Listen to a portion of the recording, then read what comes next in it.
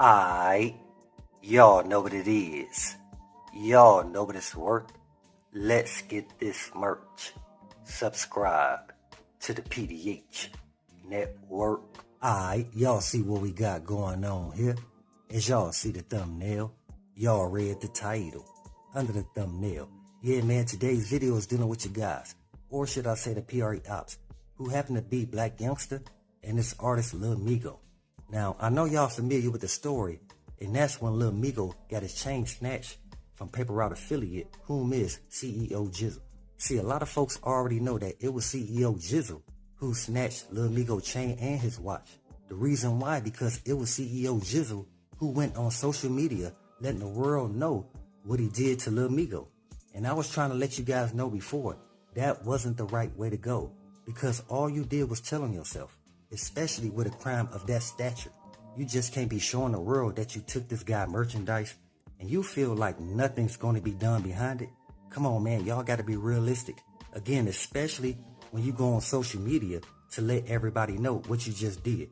Do y'all understand that the state, they could pick up the charges? Lil Migo, he ain't got to say nothing.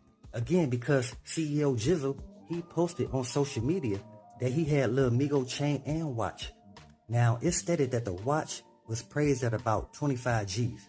And the chain, it was praised at about 110 G's. So that's about 135 G's, close to 150 G's that CEO Jizzle had took from Lil Migo, allegedly.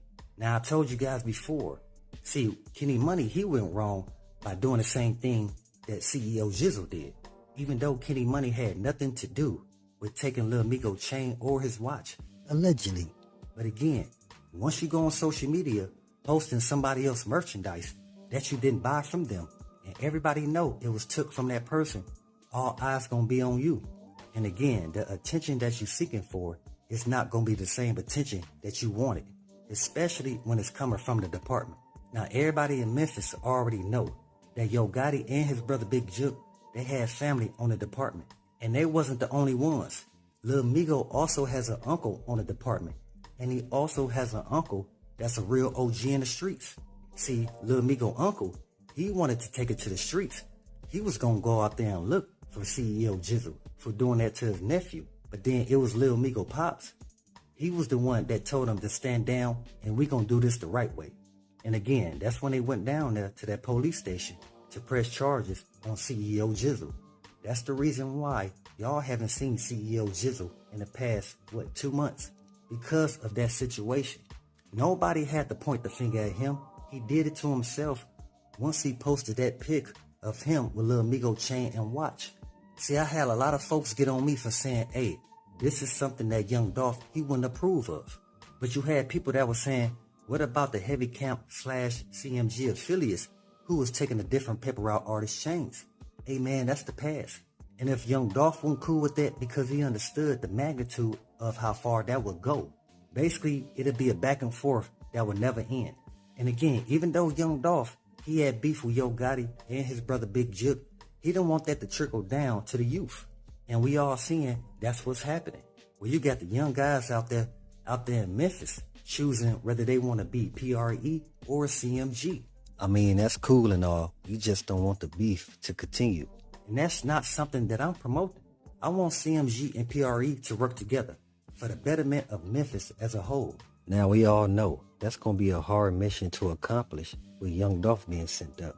So with that, we want to say rest in peace to young Dolph, condolences to his family, and much love to all my folks in Dolph land. Yeah, when Yo Gotti signed Gorilla, it definitely released some tension between PRE and CMG, because we already know that Glorilla, she was a young Dolph fan, or should I say still is. It's just she had to go get that bag, man, and a lot of people from Memphis, they understood that. I mean, at first, she had a little issue with signing to Yo Gotti by being a young Dolph fan, but at the same time, her work ethic let the people in Memphis know that she was taking this rap career seriously. Now she getting the support that she deserves, and that's something that we want to see. See, Yo Gotti, he played it smart by signing Glorilla, because he knew that she was a young Dolph fan. And not only that, when Yo Gotti signed Glorilla to CMG, it restored the love that Memphis once had for him, because we can see that Yo Gotti, he wasn't really interested into signing young artists. So that's why he had Moneybagg Yo and Blac Youngsta create their own label so they could be the ones to sign the young artists. Because Yo Gotti, he was too busy chasing under Jay-Z that he wasn't really signing no young artists out of Memphis. So again, when Yo Gotti brought Glorilla to CMG, he started to get that respect back from Memphis that was once lost. Yeah, because Glorilla and Big Boogie, they became a replacement for Blac Youngsta. See, a lot of people didn't believe me at first when I was trying to tell y'all that Yo Gotti, he had to distance himself from Blac Youngsta, and that Blac Youngsta, he's no longer part of CMG. He's doing his own thing on his own label. But he gonna have to put his artists, Lil Migo and J90 out there in order to get the proper recognition for Heavy Count. But I've been trying to tell y'all, man, now a lot of folks around the world is starting to witness all the undiscovered talent that's coming out of Memphis. And we've been able to see that for about the past 5 or 6 years straight. I'm talking about of different artists to come out of Memphis, not just dealing with PRE and CMG. I'm talking about the guys that signed to QC and Gucci Man 1017. Guys out there making real moves, man, to feed their family, and I respect it. Now back to the Lil Migo and CEO Jizzle situation. Yeah, folks, we gotta be real. I knew nothing good was gonna come from this. And that CEO Jizzle snatching Lil Migo chain and watch, man. The reason why we keep pressing this because we don't want to see the youth mess up their opportunity to do something better. But we do understand in this day of time, everybody trying to do something for attention. Because as we all know, like folks stated to y'all, attention has become the new currency. See, again, we all know that young Dolph, he would have did it a little different. He would have just told those guys, if y'all got something real to say, go in the booth and create a song about it. Just like I did about Yo Gotti and his brother Big Juke. Now, I really don't want to have a back and forth with those guys like this. But at the same time, I gotta let them know, I'm not standing down for no man. I'm standing up 10 toes for mine. And that was young Dolph mentality. But again, he was real calculated in the things that he did. He didn't do things for no reason. So Kenny Money posting Lil Migo chain, that was really for no reason. We all know that Lil Migo, he's not a real street cat. Because this was something that Key Glock put out there about 2 or 3 years ago. Key Glock and GroveHero, they both let the folks know that Lil Migo, he's really not a tough guy. He's not from the streets. He really ain't got no hands. The dude throw punches like a 67-year-old nun. So that's not somebody that you want to take seriously. And also, if y'all don't remember, Lil Migo, he put his foot in his own mouth once he stated that he had lawyer fees and bond money for his cousin Cornelius Smith, who allegedly got something to do with setting up young Dolph at the cookie shop. But see, instead of Lil Migo keeping his mouth closed, he was looking for attention. And again, that attention that he received is not the same attention that he wanted.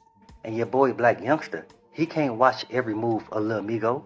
So the time that Lil Migo, he got his car pulled by GroveHero at the airport, and then turn around barely a month later. CEO Jizzle, another paper route affiliate, caught Lil Migo slipping, and again, got his chain and watch. Both are valued together at 135,000 G's. With all that being said, we just don't want to see the beef between PRE and CMG continues, because it really does nothing for nobody. Again, to everybody in Memphis, they should have that opportunity to choose sides and not feel like they're going to be trapped between a brick and a hard place if they choose one over the other. So we going to see what's going to come from this.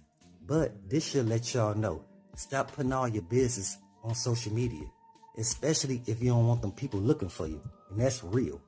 So with that, pay attention to the people that surround you and always be aware of your surroundings. So with that, always be aware and always stay prepared. But hey, we got more in store. As always, y'all know what it is. Y'all know what it's worth. Let's get this merch. Subscribe to the PDH Network.